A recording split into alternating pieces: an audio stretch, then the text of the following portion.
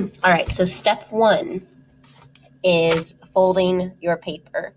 So in your supply packs, you need to get 5 pieces of the newsprint. That's that gray flimsy paper.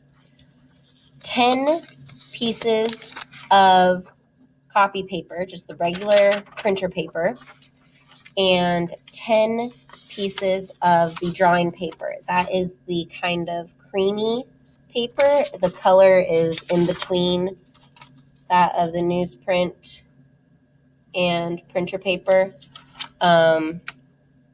So 10 drawing pages, 10 printer pages, and 5 newsprint pages. Okay, so then let's move this down where you can see and get my lamp. There we go.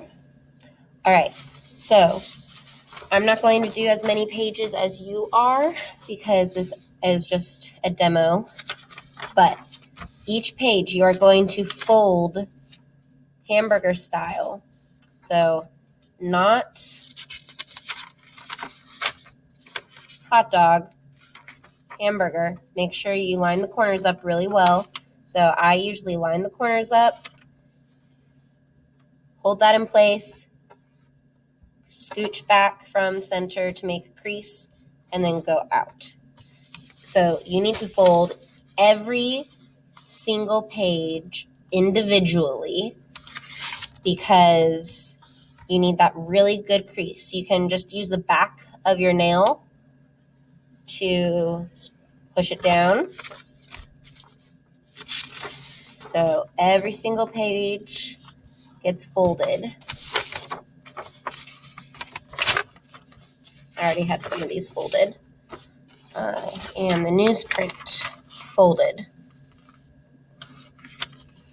All right, in your bags, you also have about 2 pieces of a book page, all right? Just a regular old book page.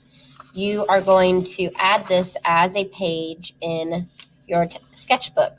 So this page is smaller than all your others. So you can decide how to fold it, but it has to be folded so because we are going to poke holes in the crease of these pages and stitch them together. We are sewing them together with yarn. So every single page that goes in your book has to be folded and have at least 1, 2 is better, 2 holes punched through it so that it gets threaded in. Otherwise, it's just going to fall out.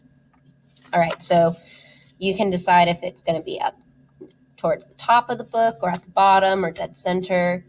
If maybe it's going to be over to one side or even at a diagonal. So if you want to put it at a diagonal, just lay it down how you want and then fold it to match the crease of the other page. I'm actually going to draw a line in these creases so that you can see them better on the camera. That didn't work very well. Where's one of my markers? That'll do. You do not need to draw these lines on the crease. I'm just doing that so you can see on the camera. I am going to fold this one at an angle like that.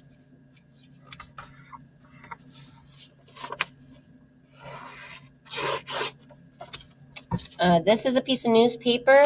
Feel free to add extra pages from things around the house. If you have old magazines or newspapers or old books, even scrapbook paper, old sketches. If you have an old sketchbook and you want to pull that out, notebook paper, you could put that in, whatever you want. Don't be afraid to use torn edges.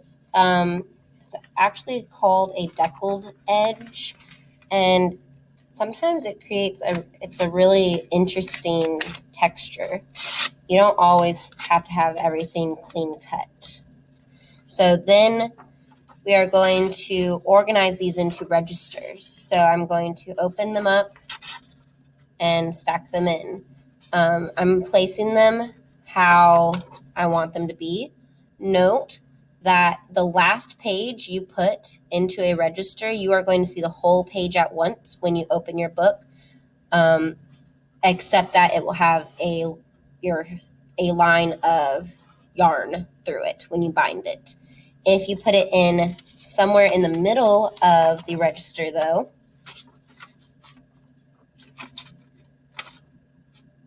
now once this is bound, when I flip to open my book, I only see one part of it.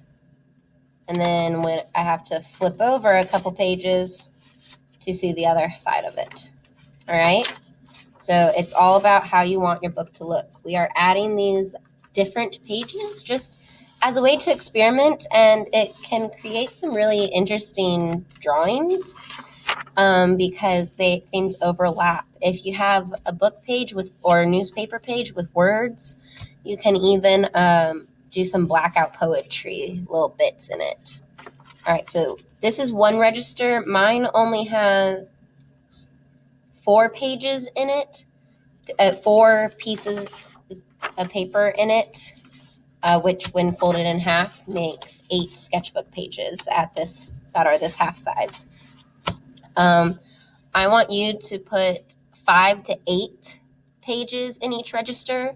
I would not put more than 8 because it gets really hard to pull the needle and thread through when it's time to bind it. The more registers you have, the longer it's going to take you to sew it because every register has a separate stitch, okay? So keep that in mind.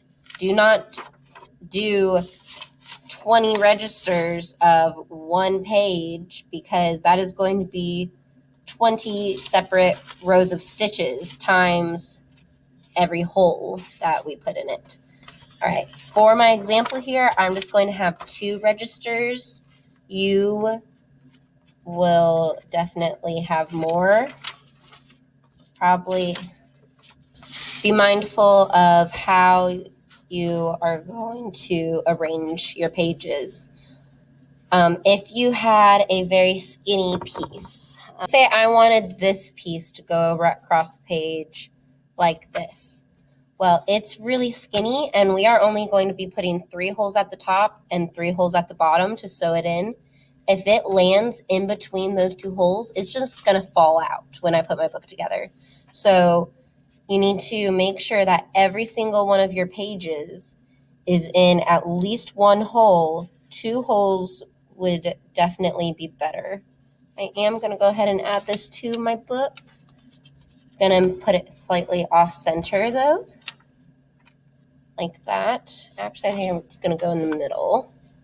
This is going to go in line with the bottom or top, whichever way you're looking at it from the camera. But you're going to have at least 4 registers, I would say. Okay, that one I'm going to leave on top. I also have this book page. I'm going to skew these. So when you stack your registers, think about how you want them arranged on the page. Now I have 1 register and 2 registers. Like I said, you will have at least 4. So then these registers are going to be stacked together and sewn.